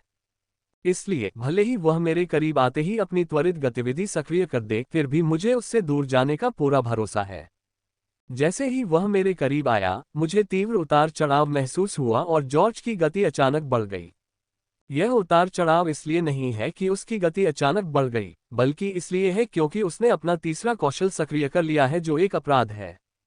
ये लो, उसने ऊंची आवाज में कहा, क्योंकि रेत की परत ने उसकी गदा को ढक लिया था जिससे उस पर रेत के कांटे उग गए थे। उसने फिर अपनी गति बढ़ा दी और उसकी गदा तेजी से मेरे सिर की ओर आई। यदि मैंने इस समय कुछ नहीं किया होता तो वह गदा मेरे सिर पर फट जाती और मुझे भारी चोट लग जाती। अब मुझे समझ में आया कि क्यों उसके अधिकांश प्रतिद्वंद्वी उससे लड़ते हुए काफी घायल हो गए हैं। फर फर फर फर फर। मैंने तुरंत अपनी पीठ के पीछे के सभी जेटों को प्रज्वलित कर दिया जो मेरी त्वरित हरकतों से बगल की ओर चले गए। जब मैं दूर गया तो उसकी गदा मुझसे दूर हो गई। अगर मुझे विश्वास न होता तो मैं ऐसा जोखिम नहीं उठाता। आग का हमला। मैंने चलते समय ही हमला शुरू कर दिया। मैंने ये हमला बिल्कुल सही समय पर किया। मैंने मुस्कुराते हुए कहा, यह हमला उसे बहुत बुरी तरह प्रभावित करेगा। हे, उसने अजीब तरह से मुस्कुराया जब उसने देखा कि 3 बोल्ट उसकी ओर आ रहे हैं। जैसे ही मैंने हमला शुरू किया, मुझे यकीन था कि मेरा कम से कम एक मैना बोल्ट उसे लगेगा। जब मेरा मैना बोल्ट आधी दूरी पर पहुंचा तो मैंने देखा कि उसका सैंड मेस बड़ा हो रहा है। मैं ये सोचकर खुश हो जाता हूं कि वह अपने हथियार को बड़ा कर रहा है, लेकिन जल्द ही ध्यान देता हूं कि वह अपने हथियार को बड़ा नहीं कर रहा है बल्कि अपने कौशल में हेरफेर कर रहा है, इसलिए यह एक ढाल की तरह है। दर्शक और मैं भी इसे देखकर आश्चर्यचकित हुए बिना नहीं रह सके। यह अद्भुत कौशल नियंत्रण है। Ping ping ping. जैसे ही मैंने औषधि का घूंट लिया, मेरे 3 अग्नि बोल्ट तेजी से उसकी बड़ी अग्नि गदा से टकराए। ठीक है, यह एक अच्छा कदम है, लेकिन यदि आपके पास इतना ही है तो आपको घर चले जाना चाहिए, उन्होंने कहा और अपनी गदा घुमाए और रेत के कांटे मुझ पर टूट पड़े। फुर फुर फुर फुर। मैंने अपने पीछे जेट प्रज्वलित किए और रेत के कांटों से बच निकला। मैं उसकी इस हरकत के बारे में जानता था और इसके प्रति सतर्क था। इसलिए जैसे ही मैंने उसे गदा घुमाते देखा, मैं तुरंत वहां से चला गया। जैसे ही मैंने उसके हमले को चकमा दिया, मैंने अपनी आंख की कोने से उसे अपनी ओर आते हुए देखा। आग का हमला। मैंने उस पर पुनः अग्नि प्रहार किया, लेकिन इस बार उसने रेत के प्रकार के कौशल का प्रयोग करने के स्थान पर अपने रक्षा प्रकार के कौशल का प्रयोग किया और बिना रुके मुझ पर आक्रमण कर दिया। ये देखकर मुझे थोड़ी चिंता हुई, लेकिन मैंने फिर से अपने पीछे आग की बौछारें छोड़ दी। इतना ही नहीं, मैंने अपने ग्रेड 1 सुदृढ़ीकरण कौशल और गति प्रकार के कौशल को भी सक्रिय कर दिया। मेरी गति अचानक बढ़ गई और हमारे बीच की दूरी जो कम हो रही थी फिर से बढ़ गई। यह मेरी सबसे अधिक गति है और मुझे विश्वास है कि बहुत कम लोग मेरी गति को पकड़ लेंगे, क्योंकि न केवल मैंने जेट प्रज्वलित किया था और अपने ग्रेड 1 कौशल का उपयोग किया था, बल्कि मुझे अपने नए प्राप्त नाइट ग्रेड बूटों की भी मदद मिली है। मैं तुम्हें भागने नहीं दूंगा, उसने कहा और अपनी गति फिर बढ़ा दी। ये देखकर मैं हैरान रह गया। पहले मुझे लगा था कि उसकी गति सीमा है, लेकिन उसे तेजी से मेरी ओर आते देख मुझे लगा कि यह उसकी अंतिम गति है। आग का हमला। मैंने फिर से हमला किया, लेकिन पिछली बार की तरह उसने अपनी गति कम करने के साथ साथ अपना रक्षा कौशल भी सक्रिय कर लिया। मेरे दिल में डर की चिंगारी उठी, लेकिन मैंने उसे तुरंत दबा दिया और सोचना शुरू कर दिया। अब तो बस एक ही विकल्प बचा है। मैंने सोचा कि मैं उसे अपने करीब आते हुए देखूंगी। फुरफुर। मैंने अपने पैरों के नीचे 2 सबसे बड़े जेट प्रज्वलित किए और हमारे बीच अधिक दूरी बनाने के लिए पीछे कूद गया। सीमित स्थान के कारण ये चाल लड़ाई के मैदान में संभव नहीं हो सकती, लेकिन अखाड़े में ऐसा करने के लिए पर्याप्त जगह है। जब मैं पीछे की ओर कूद रहा था तो मैंने मन में उतार चढ़ाव महसूस किया और देखा कि जॉर्ज के चारों ओर रेत के असंख्य डिस्क बन रहे थे। मैंने अपनी तलवार प्रज्वलित की और डिस्क को देखकर अपनी ढाल को सामान्य आकार तक बढ़ा लिया। रेत से बनी ये तीखी डिस्क जॉर्ज का दूसरा आक्रमणकारी कौशल है। मैंने देखा है कि ये रेत डिस्क क्या कर सकती है और मैं इसके बारे में बहुत सावधान हूं। मैंने जॉर्ज के पराजित विरोधियों पर इन डिस्कों द्वारा किए गए बड़े बड़े घाव देखे थे। मैं अपने शरीर पर ऐसे कट नहीं चाहता। फुट। उसने सातों डिस्क मेरी ओर छोड़ दी। आकाश कदम। मैंने आकाश को सक्रिय किया और ऊपर से एक हल्की छलांग लगाई। ये छलांग मुझे सभी डिस्कों से बचने में मदद नहीं करेगी, लेकिन यह मुझ पर बहुत दबाव बढ़ा देगी। कूदकर मैंने पहले ही 3 डिस्कों को घेर लिया है, अब शेष 4 को मुझे अपनी तलवार और ढाल से रोकना होगा। पैंग पैंग पैंग पैंग। मैंने उसकी 2 डिस्कों का अपनी ढाल से तथा अन्य 2 का अपनी तलवार से बचाव किया। जैसे ही मैंने इन डिस्कों से बचाव करना समाप्त किया, मैंने देखा कि डिस्कों का एक और चक्र मेरी ओर आ रहा है। मुझे उन डिस्कों को अपनी ओर आते देखकर आश्चर्य नहीं हुआ और मैंने पहले से ही उनके लिए तैयारी कर ली। आकाश कदम। मैंने सिस्टम के माध्यम से पीछे की ओर एक और छलांग लगाई और पहले की तरह ही रेत के डिस्कों से बचाव किया। ये देखकर उसकी हमेशा की तरह खिलखिलाती मुस्कान थोड़ी कठोर हो गई और इससे पहले कि वह कुछ समझ पाता, मैं जमीन पर गिर पड़ा। हम एक दूसरे पर हमला करते रहे, लेकिन हम दोनों के हमले एक दूसरे पर बेकार रहे। चाहे हम कितनी भी कोशिश कर लें, हम एक दूसरे के सिर का एक भी बाल नहीं नुकसान पहुंचा सकते। ये बहुत थकाने वाला है, लेकिन मेरे पास कोई अन्य विकल्प नहीं है। यदि मेरे पास अतिरिक्त नाइट ग्रेड कौशल होता तो मैं उसका उपयोग करता, लेकिन दुर्भाग्यवश मेरे पास कोई भी नहीं है। इन 3 महीनों में मैंने कई बार ग्रेड 1 प्रकार का आक्रमण कौशल खरीदना चाहा। मेरे पास इन्हें खरीदने के लिए पर्याप्त धन है, लेकिन मैंने इनमें से कुछ भी नहीं खरीदा क्योंकि मैं जानता हूं कि ये बेकार होंगे। इन 3 महीनों में मेरी ताकत इतनी बढ़ गई है कि मुझे नहीं लगता कि मुझे किसी आक्रमण कौशल की आवश्यकता होगी, क्योंकि मेरे पास अग्नि शक्ति है। कॉर्पोरल स्टेज राक्षसों और विरोधियों के खिलाफ मेरी ताकत प्रकार कौशल 9 रेजिंग स्ट्राइक पर्याप्त है। सबसे महत्वपूर्ण कारण यह है कि मैंने ग्रेड 1 कौशल नहीं खरीदा क्योंकि यह नाइट ग्रेड कलाकृतियों को पहनने वालों के खिलाफ बेकार है। इसीलिए मैंने उन्हें नहीं खरीदा, क्योंकि अगर मैंने अभी ग्रेड 1 कौशल का उपयोग किया होता तो मैं मजाक का पात्र बन जाता। जॉर्ज जैसे प्रतिद्वंद्वी को यह पंख के स्पर्श जैसा महसूस होगा। अचानक जॉर्ज रुक गया और मैं भी उससे उचित दूरी पर रुक गया। उसके चेहरे पर जो प्रसन्नतापूर्ण मुस्कान रहती थी वह पूरी तरह गायब हो गई और उसका चेहरा गंभीर हो गया। उसके गंभीर चेहरे को देखकर मैं चौंक गया, क्योंकि लोलुक लिटल अगली उदासीनता से। संभवतः यही उसके चेहरे पर मुस्कान का मुख्य कारण है, क्योंकि वह जानता है कि उस मुस्कान के चले जाने के बाद वह बदसूरत लगेगा। आप बहुत अच्छे हैं, मुझे अपना ये हुनर इस्तेमाल करने के लिए प्रेरित करने के लिए, उन्होंने कहा। उसकी यह बात सुनकर मेरा दिल धड़कने लगा और मैंने अपने बीच थोड़ी और दूरी बना ली, लेकिन उसे इसकी कोई परवाह नहीं थी और वह उसी स्थान पर खड़ा रहा। मैं शीर्ष 25 में आने के बाद इस कौशल का उपयोग करना चाहता था, उन्होंने कहा और मेरी ओर दौड़े। उसकी गति और बढ़ गई, लेकिन अगर वह दौड़ता रहा और पीछे कूदता रहा तो वह मुझे पकड़ नहीं पाएगा।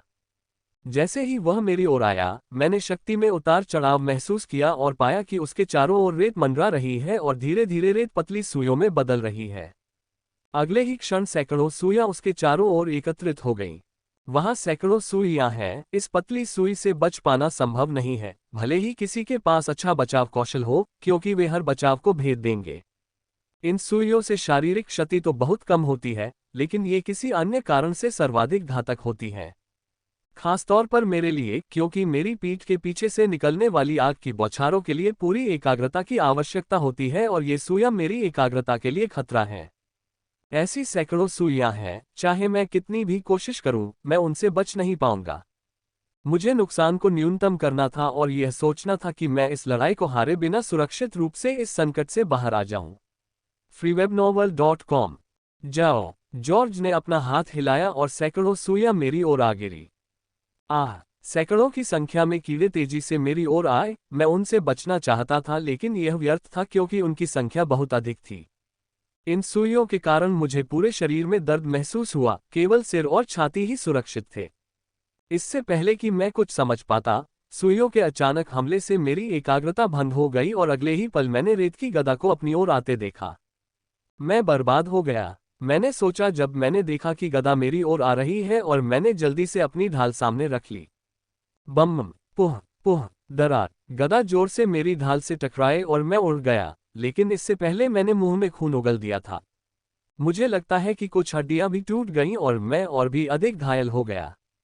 इतना ही नहीं, मैं देख सकता हूं कि जॉर्ज भी पीछे आ रहा है, एक और हमला करने के लिए तैयार। मैं निराशा महसूस कर रहा था क्योंकि मेरे पास आने वाले आघात से निपटने के लिए कोई निश्चित रणनीति नहीं थी। तभी मुझे एश्लिन की ओर से कुछ महसूस हुआ। आखिरकार, मैं इस एहसास का एक सप्ताह से इंतजार कर रहा था और अब यह आ गया। मैं अंततः आगे बढ़ रहा हूँ। भाड़ में जाओ, मैं ऊपर स्तर पर हूँ। मैंने महीनों तक इसका इंतजार किया। पिछले सप्ताह जब से एश्लिन को यह एहसास हुआ, यह इंतजार बहुत कष्टदायक हो गया था।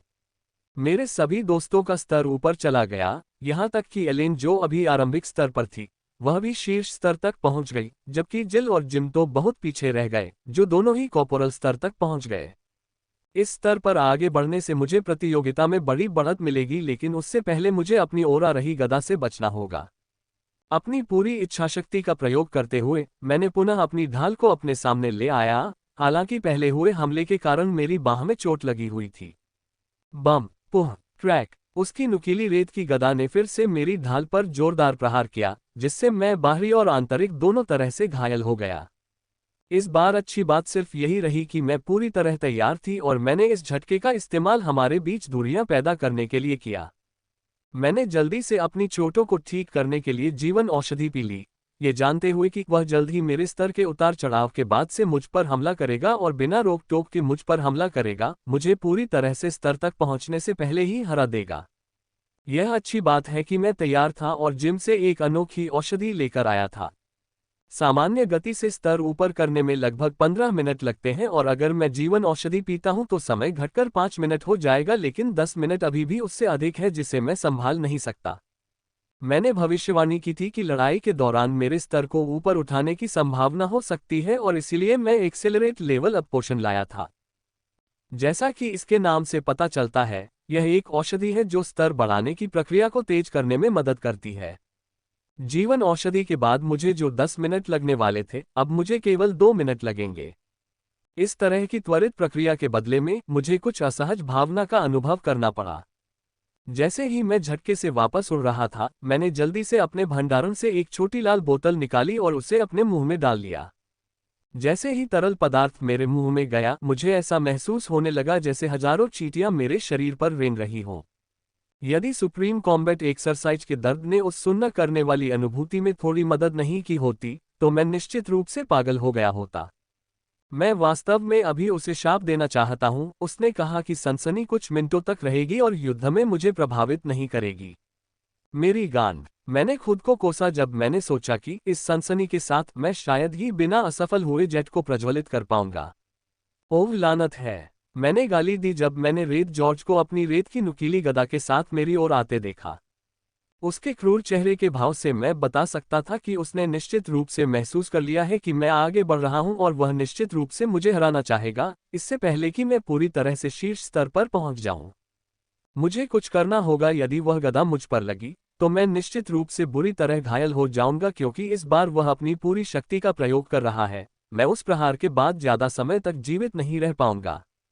ये देखते हुए कि अब कोई विकल्प नहीं बचा है, मैं केवल यही मूर्खतापूर्ण विकल्प चुन सकता हूं, क्योंकि मेरे लिए सुरक्षित स्तर पर आगे बढ़ने का यही एकमात्र विकल्प था।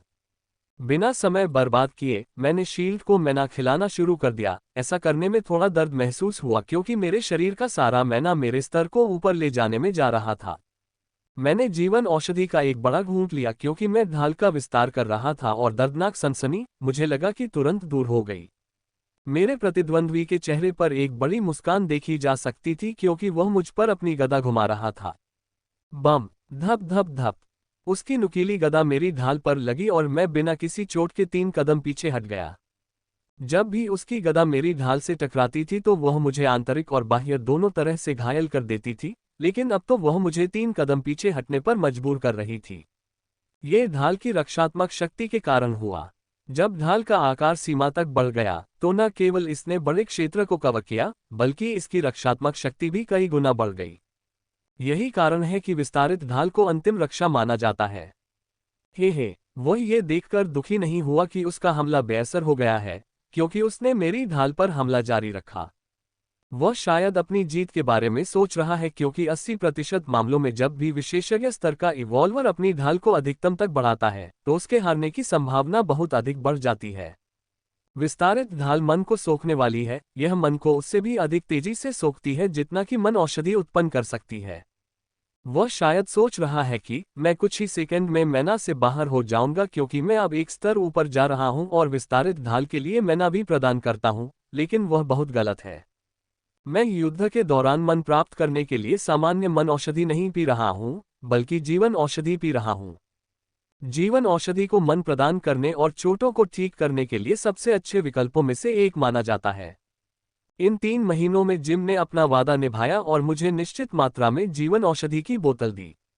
अपने माता पिता को कुछ बोतलें देने के अलावा मैंने इन 3 महीनों में केवल एक बार जीवन औषधि का उपयोग किया, जबकि अन्य समयों में मैंने सामान्य उपचार औषधि से अपनी चोटों को ठीक किया। अब मेरे पास पूरी लड़ाई के लिए पर्याप्त जीवन औषधि उपलब्ध है, इससे अधिक और कुछ नहीं, क्योंकि मुझे अपने स्तर को ऊपर उठाने के लिए 2 मिनट तक प्रतीक्षा करनी होगी। बम बम बम। वो हर सेकंड मुझ पर हमला करता रहा और मैं बस कुछ कदम पीछे हट गया, बस इतना ही। जैसे जैसे समय बीतता गया, वह मेरे चेहरे पर कोई संभावना न देखकर आश्चर्यचकित हो गया। शायद वह यह उम्मीद कर रहा था कि मैं तनावग्रस्त और डरा हुआ दिखूंगा, लेकिन मेरे चेहरे पर कोई परिवर्तन नहीं आया। उसे संदेह हुआ कि कुछ गड़बड़ है, लेकिन फिर भी उसने हमला जारी रखा। वह बिना रुके आक्रमण करते रहे और अपनी हर कुशलता का प्रयोग किया। उसने मेरे असुरक्षित स्थान पर मुझ पर हमला करने के लिए कुछ चालाक तरीकों का उपयोग करने की भी कोशिश की, लेकिन ये सब व्यर्थ गया। वह तेजी से हमला करता है, लेकिन मैंने काफी आसानी से बचाव किया क्योंकि मेरे पास केवल एक ही चीज थी जिसका बचाव करना था। मेरा पूरा एक हिस्सा ढाल से ढका हुआ है और मुझे आने वाले हमले के समय बस अपनी ढाल को हटाना है। जब तक मैं सतर्क रहूंगा, मुझे विश्वास है कि मैं उनके द्वारा मुझ पर किए गए किसी भी हमले का बचाव कर सकूंगा। ये रणनीति केवल एक ही प्रतिद्वंद्वी के खिलाफ प्रयोग की जाती है। यदि 2 या अधिक होते तो मैं कुछ सेकंड पहले ही हार चुका होता, क्योंकि मैं केवल अपने एक पक्ष का ही पूरे दिल से बचाव कर सकता था और मेरे अन्य पक्ष आक्रमण के लिए पूरी तरह खुले होते हैं। जैसे जैसे समय बीतता गया, उसके हमले का प्रभाव कम होता गया। जब वह मिनट समाप्त हो गया, तो मुझे झटका कम करने के लिए बस एक कदम पीछे हटना पड़ा। मेरे शरीर में परिवर्तन बहुत तेजी से हो रहा है, लेकिन मैं अभी भी अपने शरीर में ताकत का संचार महसूस कर सकता हूँ।